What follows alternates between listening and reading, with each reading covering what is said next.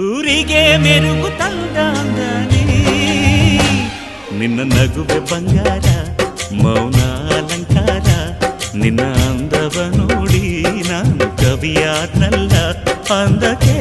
ಅಂದದಂದ ತಂದಾನ ಅಂದದ ಬೊಂಬೆಗೆ ಗಂಧದ ಶೃಂಗಾರ ಚಂದದ ಬೊಂಬೆಗೆ